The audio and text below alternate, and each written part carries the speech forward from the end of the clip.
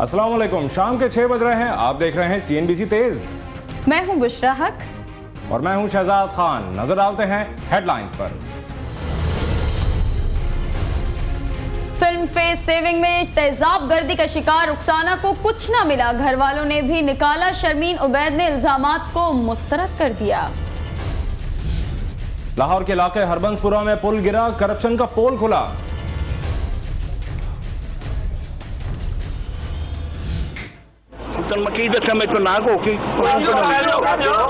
मैं जासूसी बात से गया। पाकिस्तान ने जासूस सुरजीत को कर दिया सरहद पार, फिर भी भारत का आरिफ लोहार को वीजा देने से इनकार। इस्लामाबाद में मैट्रिक के नताइज का ऐलान, पहली पोजीशन के लिए तालिबात की रही उड़ान, दूसरी और तीसरी पोजीशन के लिए मदरसे के तालिबों ने मार लिया मैदान। परवेज इलाही को नायब वजीर आजम बनाया तो कुछ को एक आंख ना भाया, उन्होंने दौड़े दौड़े सुप्रीम कोर्ट का दरवाजा खटखटाया। ख्वाहिश ये थी कि जब भी प्राइम मिनिस्टर जाए, he should go gracefully. Gilani को अब न मिला प्रोटोकॉल, न मिल सकी सलामी। वो चाहते थे वजारत उज़्मा के ओहदे से बावकार तरीके से रुखसती। पंजाब में यंग डॉक्टर्स हड़ताल से बाज ना आए, उनको क्या परवाह कि बेचारे मरीज कितनी मुश्किल में आए। शेख रशीद अमेरिका पहुंचे तो सिक्योरिटी इदारों ने बना लिया मेहमान, पाकिस्तानी हुक्काम ने छुड़ाई जान। यूरो कप के दूसरे सेमीफाइनल में जर्मनी और इटली के दरमियान होगा मुकाबला, फिर फाते टीम फाइनल में स्पेन से होगा टाकरा।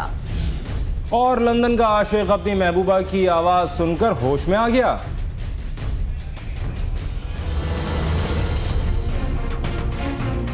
हेडलाइंस आपने मुलाहिजा फरमाई, बढ़ते हैं तफसीलात की जानिब। हाँ, मैं जासूस हूँ, अपने किए पर नदामत हुई, पाकिस्तानी जेल में तकलीफ ना हुई। भारतीय कैदी सुरजीत सिंह ने अपने वतन पहुंचकर एतराफ कर लिया। तफसील जानते हैं इस रिपोर्ट में।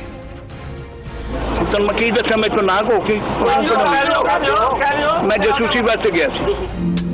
पाकिस्तान की जेलों में 30 साल से ज्यादा अरसा गुजारने के बाद भारतीय जासूस सुरजीत सिंह ने वाघा के रास्ते वतन पहुंचने पर इतराफ किया कि वो जासूसी के लिए सरहद पार गया था।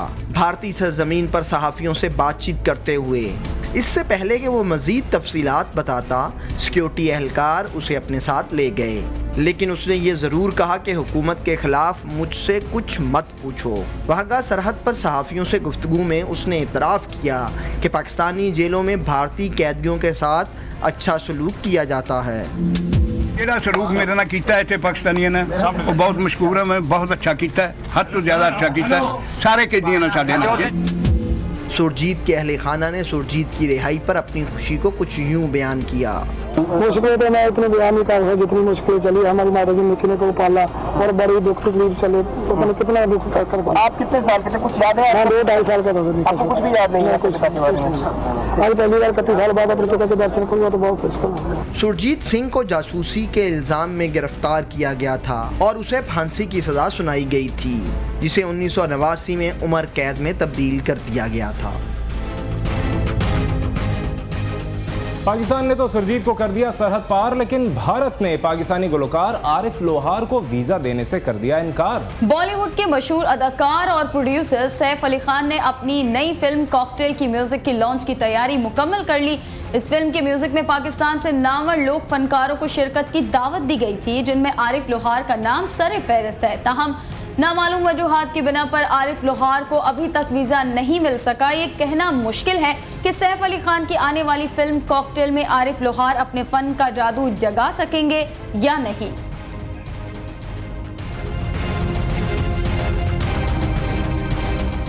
ऑस्कर अवार्ड याफ्ता दस्तावेजी फिल्म फेस सेविंग में तेजाब गर्दी का मरकजी किरदार रुखसाना दर बदर की ठोकरें खाने पर हो गई है मजबूर।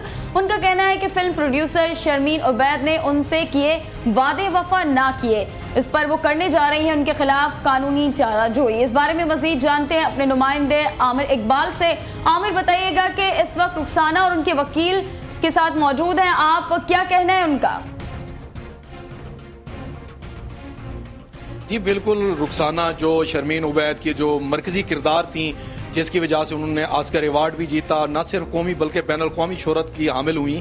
तो वो रुखसाना जो मरकज़ी किरदार थी वो हमारे साथ बैठी हैं, उनका यही कहना है, मेरी अभी उनसे थोड़ी देर पहले भी यही बात हो रही थी कि क्या शर्मीन ने आपके साथ मुआहदे किए जिसकी वजह से आप कानूनी अदालत का दरवाज़ा खटखटाने पर मजबूर हुई हैं। तो उन्होंने यही बताया कि मेरे साथ माली इमदाद और दूसरे जो मेरे मुतालबात थे उन्होंने माने थे। उसके बाद मैंने ये फ़िल्म के लिए आमादगी ज़ाहिर की थी। मैं जनूबी पंजाब क्यों, चूँकि जनूबी पंजाब एक कदामत परस्त इलाका है, तो वहाँ से मैंने हामी भरी, उसकी वजह से मुझे बड़ी कुर्बानियाँ भी देनी पड़ी। हमारे साथ रुखसाना मौजूद हैं, हम उन्हीं से बात कर लेते हैं कि उन्हें इस फिल्म की जो उन्होंने ये फिल्म अक्स बंद की इस मरकज़ी किरदार पर, तो हम इस मरकज़ी किरदार से बात करते हैं उन्हें क्या कुर्बानियाँ देनी पड़ी, आखिर क्या हुआ जिसकी वजह से वो अदालत का दरवाज़ा खटखटाने पर मजबूर हुई हैं। जी रुखसाना बीबी, अस्सलाम वालेकुम। रुखसाना बीबी, हमें अपनी ये तफसील बताएं, जो शर्मीन ने आपके ऊपर फिल्म बनाई थी, एक ये तेज़ाब की वजह से जो फिल्म बनी थी, उसमें क्या उसने मुआहदे किए थे? 2010 में शर्मीन उबैद चुना और डैनियल जंग ने मेरे साथ रब्ता किया था कि कहा था कि हम एक फ़िल्म बनाना चाहते हैं जिसका नाम है सेविंग क्रूज, और उसमें आपको मेन किरदार में रखना चाहते हैं। हमें आपकी कहानियाँ, आपका इंटरव्यू लेना है, आपकी फ़िल्म बनानी है।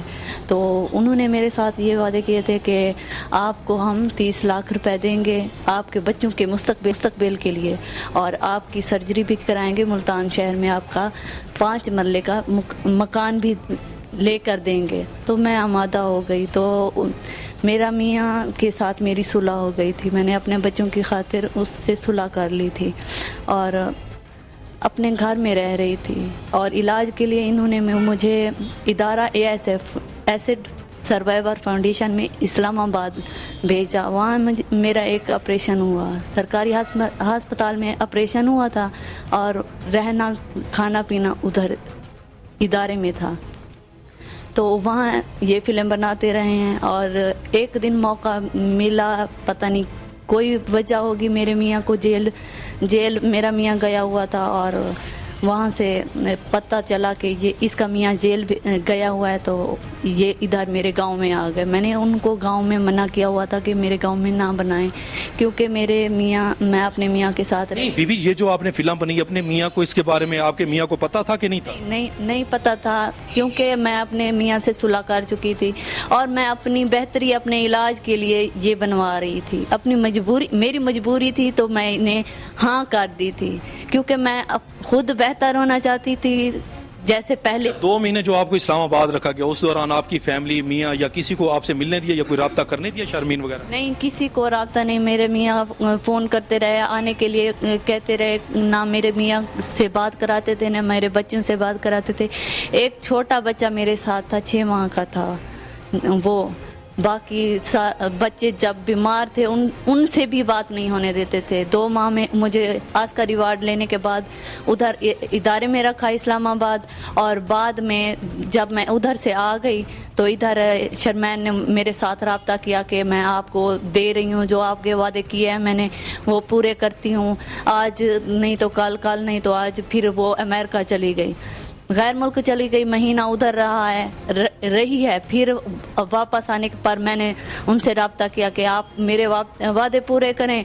इतना बदनामी, इतना शोहरत, इतना मैं मुश्किल में हूँ, क्योंकि ना मेरे अब्बू अम्मी चाहते थे, क्यों हम बुर्का पहनते हैं टोपी वाला, बेपर्दगी हो गई सारे मोहल्ले में। सारे कहते थे कि आपकी बेटियां फिल्म बनाने लग गई हैं, अब मेरे को बहन भाइयों को सबको, तो ये अब फिल्में बनाने लग गई है, ये अब पर्दा करने की आपकी औरतों को क्या ज़रूरत है। ऐसे लोग। शर्मीन ने कोई आपसे रब्ता नहीं किया इस दौरान कि भैया आपके जो मुतालबात हैं वो मैं आपको पैसे देती हूँ, जो वादा किया था उस बार?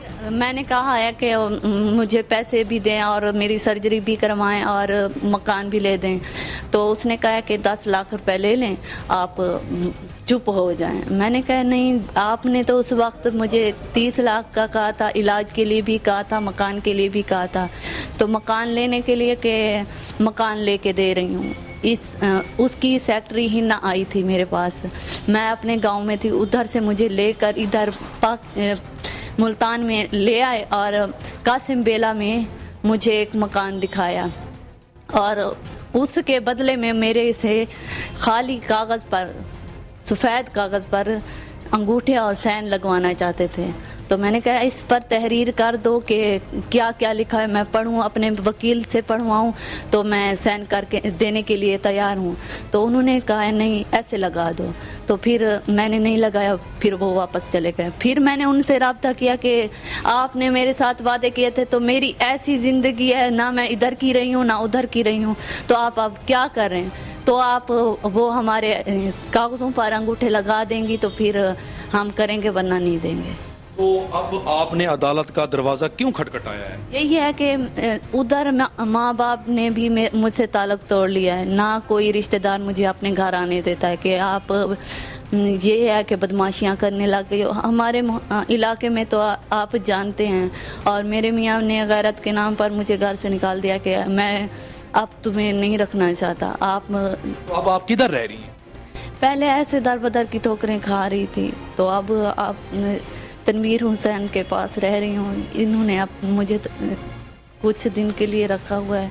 मैं यही अपनी हुकूमत से अपनी अदालत के मतलब इंसाफ चाहती हूँ कि जितनी जल्दी हो सके मुझे रहने के लिए घर दिया जाए। मेरे बच्चे छोटे छोटे बच्चे हैं, बच्चे किसके पास हैं? आपके जो बच्चे हैं, कितने बच्चे हैं? 3 बच्चे हैं। तो खामद ने उनको नहीं लिया? आपके एक बेटी को लिया है कि ये हमारी इज्जत है, इसको हम घर से बाहर नहीं जाने देते। बच्चों को, जो 2 बेटे थे उनको मेरे साथ आने दे, इनको लेके जा। हमारे साथ इस केस के वकील भी मौजूद हैं, तनवीर अहमद, हम उनसे भी बात करते हैं कि उन्होंने आज अदालत का दरवाज़ा जो खटखटाया, यही वकील हैं रुखसाना बीबी के। उन्होंने आखिर अब वो क्या चाहते हैं, क्या वो अदालत से इंसाफ की जो वो इंसाफ चाहते हैं या इंसाफ लेके देंगे, कौन सा मुकदमा उन्होंने दर्ज कराया या अदालत में ये कराया? जी तनवीर भाई, क्या मेरे पास ये तकरीबन कोई 1 माह पहले इसने रब्ता किया, क्योंकि इसके तेज़ाब गर्दी वाले केस में जब मियाँ के ख़िलाफ़ था उस वक्त भी मैंने प्रोसीड किया था। हर तरह इसने मुझे तमाम हालात व वाक़यात बताए कि मेरे साथ यूँ हुआ, ये सब कुछ हुआ, तो आप मेरे साथ कोई नहीं ऐसा ताउन कर रहे। मुझसे जो मुआहदा किया गया था उस वक्त, जो मुझे बताया गया था आपको ये देंगे, मुझे कागज़ों पर अंगूठे भी लगवाए थे, साइन भी करवाए थे उन्होंने मुख्तलिफ, तो अब कोई तकमील नहीं कर रहे। जिस पर मैंने शुरमैन नबीद से रब्ता करने की कोशिश की, उसकी सेक्रेटरी मुझे रब्ता हुआ, तो मैंने उन्हें बताया कि आपकी जो किरदार है सेविंग फेस की रुखसाना, तो वो मेरे पास आई हैं। उन्होंने ये मामलात हैं, उनके जो मामलात हैं आप उनसे तय करें, उन्हें दें। गरीब आदमी है, उसके साथ जो जुल्म हुआ है मज़ीद, उन्होंने कहा जी मैडम आएंगी तो फिर हम रब्ता करके आपको बताएंगे। मैं खामोश हो गया। इनको भी मैंने बताया। अब लास्टली जब उनकी तरफ से मुकम्मल डिनाइल हो गया तो ये मेरे पास आ गई। उसके लिए मैंने प्रोसीड करने के लिए लीगल नोटिस तैयार हैं। इंशाल्लाह मैं उन्हें आज कंप्लीट कर लिया, सुबह उन्हें सबमिट करूँगा। शुरमैन नबीद को, डैनियल जंग को, जो इसके मेन किरदार है जिन्होंने इसके साथ आकर एग्रीमेंट किया था, उन्हें करूँगा। और साथ ही जो शुरमैन नबीद ने अपना चलाकी की, मैं उसे चलाकी ही कहूँगा कि एसिड सर्वाइवर फाउंडेशन वो इदारा है शुरमैन नबीद के साथ। शुरमैन नबीद जब हमें पहले ले गई इलाज के लिए तो एसिड सर्वाइवर फाउंडेशन में ले गई, वहाँ पर ट्रीटमेंट हुआ, वहीं पर वो आती थी, डोनेशंस जितने भी डोनर्स लाती थी वहीं पर आती थी। जब मेरे राब्ते के बाद उसने एक सूट फाइल करवाया एसिड सर्वाइवर फाउंडेशन वालों की तरफ से अपने खिलाफ और डैनियल जंग के खिलाफ।